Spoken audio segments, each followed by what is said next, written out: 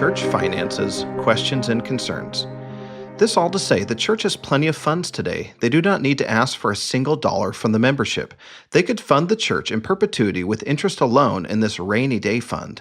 Then the church also has many more funds available to them and for-profit businesses they run. If there ever is a day when the church doesn't need the constant income from tithing funds, that is today. Article on Was Mormon. Recently, the Church of Jesus Christ of Latter-day Saints has received increased criticism of its finances. I'll admit, when I learned that the church's investment portfolio may exceed $100 billion, I was unsure how to feel. Then I learned more. The church has been near bankruptcy about every 20 to 30 years between 1830 and the 1960s. The saints, led by Joseph Smith, poured everything they had into the Kirtland Temple and then left it. The saints were driven out of their homes in Missouri, suffering significant losses. They built up Nauvoo and finished the temple, only to leave that behind. Brigham Young led the destitute saints to settle a nearly uninhabitable land in the Rocky Mountains. In Utah, the saints faced continued pressure from the United States government. The church has endured every financial crash, depression, and major economic downturn in the last 200 years, while still providing essential religious services and growing internationally. Where were the critics when the saints lost their homes and land in Missouri? Where were the sympathetic detractors when members of the church had to sell their homes and land at huge losses in Ohio, Missouri, and Illinois? Did the dissenters ease up and back down? Did the critics cheer on the Latter-day Saints when they were on the brink of financial failure?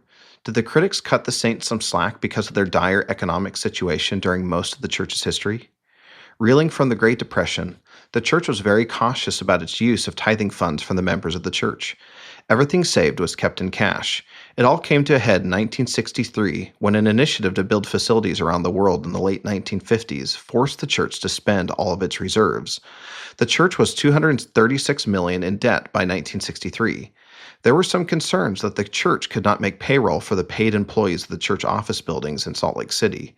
A sharp businessman, N. Eldon Tanner, introduced policies and procedures in the church at that time to put it on a better financial footing, that including using sophisticated wealth management techniques used by other institutions. And it worked. The church paid its debts in a few short years and started getting back into the black. Only in the last 2 or 3 decades has the church gone from stable to incredibly successful. Do the critics not realize that the church's financial success is a recent phenomenon? Isn't the turnaround of the church's finances miraculous? Wonderful? Can't the church do so much more good now that it's on stable financial footing? Critics complain that the Church of Jesus Christ of Latter-day Saints still requires 10% tithing on its members' increase, even though the church is in a much more financially stable situation. Until recently, haven't church members contributed additional funds and money above and beyond tithing to construct local church buildings and temples? Isn't it safe to say that the church requires less of us now than ever? Is requiring less of us good for our spiritual development? Does making things easier and more convenient make more devoted, committed members of the church? I personally do not think so. Isn't tithing a principle of faith? If there is a God, and tithing is his law, what does it matter how well off the church is? The welfare program of the church. The Church of Jesus Christ of Latter-day Saints cares for the needy in long-lasting and meaningful ways. In 2023 alone, there were $1.3 billion in expenditures for welfare, self-reliance, humanitarian aid, and volunteer service in 191 countries and territories. 6.2 million hours volunteered. 11,368 welfare and self-reliance missionaries. 4,119 humanitarian projects, 206 clean water, hygiene, and sanitation projects, 530 education projects, 415 emergency relief projects, 5,538 job placements through employment services, 601 healthcare projects, 530 food security projects, 374 housing projects serving the homeless, 2,926 addiction recovery support and therapeutic groups that meet weekly, 14,643 self-reliance groups serving 110,019 participants. Socioeconomic status of members of the church. Sociologist Tim Heaton reports in Vital Statistics on the subject of Latter-day Saint social life that members of the church have above-average socioeconomic attainment. This likely includes both the U.S. and non-U.S. countries. Education generally has an inverse relationship or no relationship with religious devotion.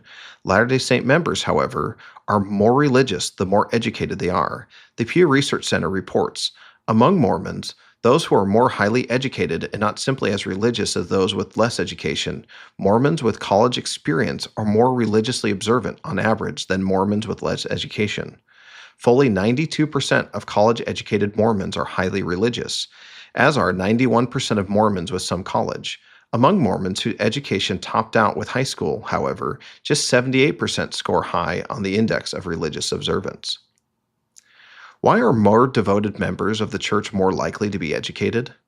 In the same religious landscape study from the Pew Research Center, a higher percentage of Latter day Saints were in the 50,000 to 99,000 and 100,000 plus income categories, and a lower percentage of Latter day Saints were in the 30,000 to 49,999,000 and less than 30,000 categories.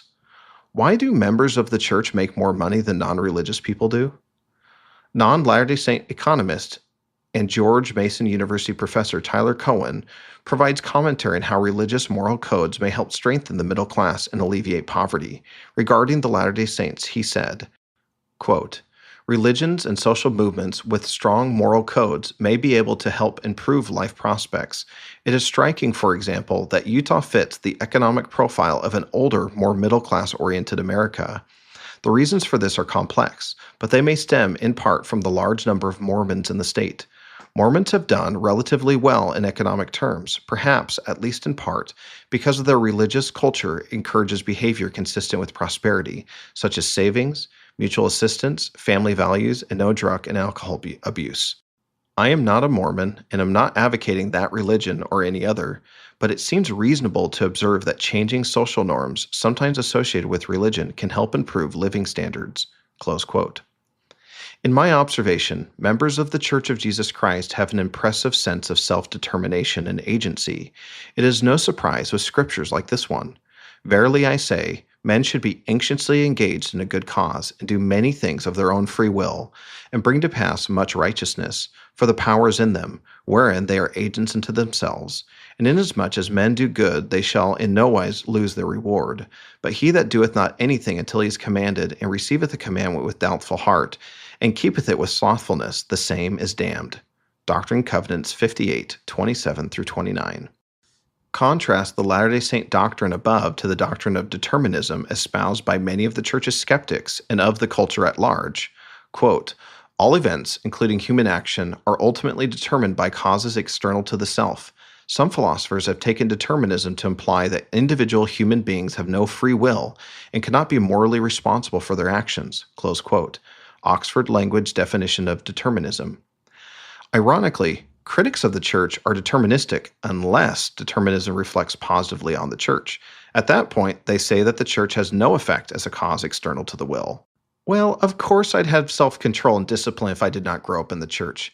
Of course I'd had this beautiful family that I love even without the church. No, I would not be addicted to drugs even if I was not raised in the church. How naive would I have to be to think that everything good in my life has nothing to do with the gospel of Jesus Christ?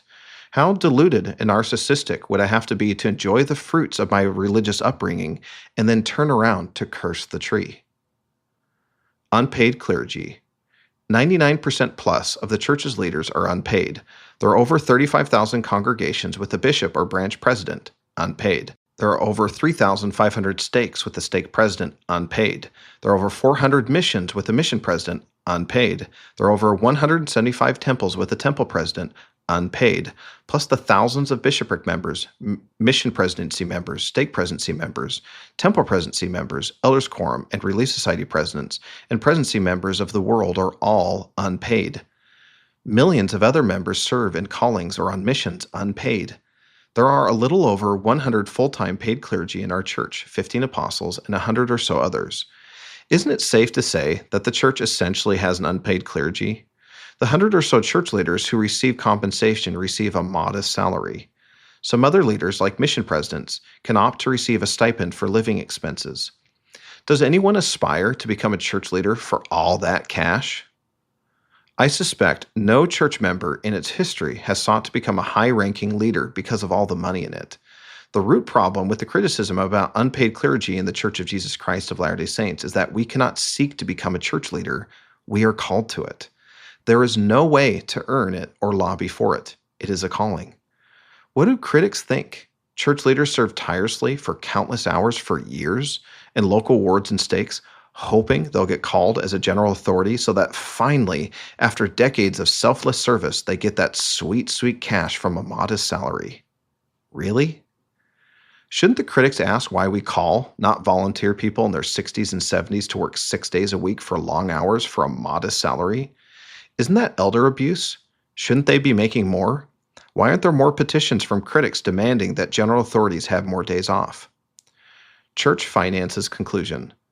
I quickly discovered how much of the criticism of the church's modern wealth is disingenuous. Critics would disapprove of something else if not for the church's success. Critics of the church have always beaten us while we were down and never let up. They ignore the substantial amount of long-lasting humanitarian and social aid the church provides. The critics purposely try to disconnect the better-than-average socioeconomic status of the members of the Church of Jesus Christ from its doctrines and practices. It's easy to only see dollar signs. I've come to see the widow's mite of millions of faithful Latter-day Saints across generations to build up the kingdom of God on the earth. I see honest and good stewards of that money making the most of those sacred funds. Most importantly, I see how temperance and sacrifice have blessed the lives of countless members of the church, including my own.